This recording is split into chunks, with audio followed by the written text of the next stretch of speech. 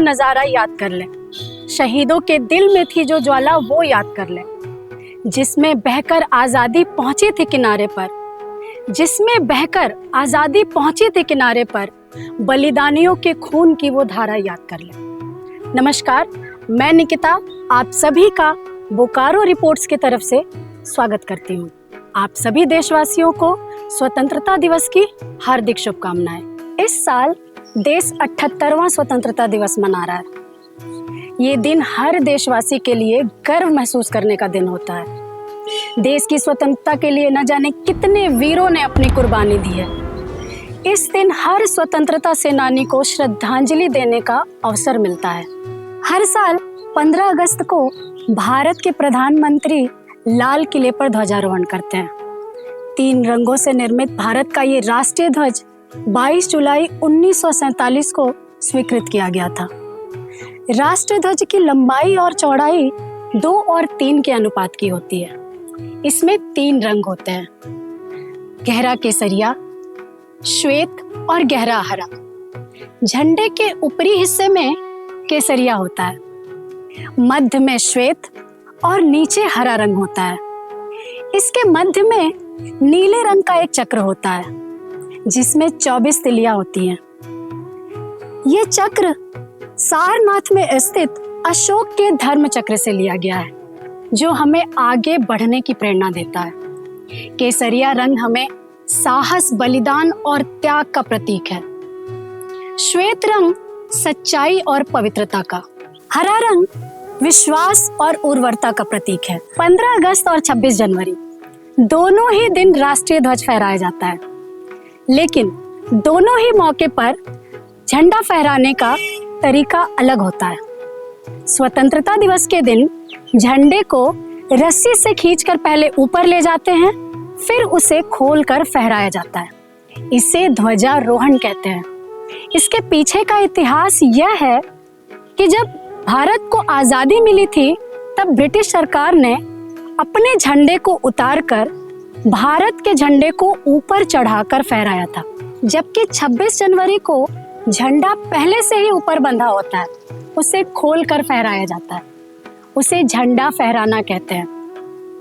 आपको बता दें कि हर साल 26 जनवरी गणतंत्रता दिवस के दिन भारत के राष्ट्रपति कर्तव्य पथ पर झंडा फहराते हैं, जबकि हर साल 15 अगस्त को भारत के प्रधानमंत्री लाल किले पर ध्वजारोहण करते हैं और राष्ट्रीय गान होता है। भारत का राष्ट्रीय गान जन गण मन है।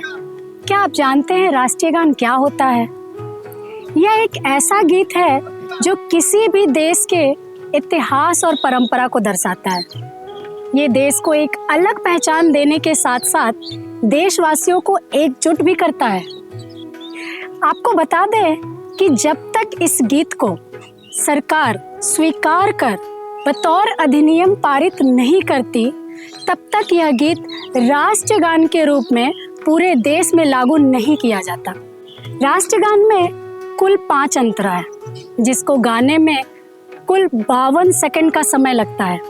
इस राष्ट्रगान को गाने के दौरान अपने स्थान से इसके अभिवादन में उठना आवश्यक है। भारत विश्व की सबसे पुरानी सभ्यता में से एक है। भारत दुनिया का एकमात्र ऐसा देश है जिसके नाम पे महासागर है, हिंद महासागर।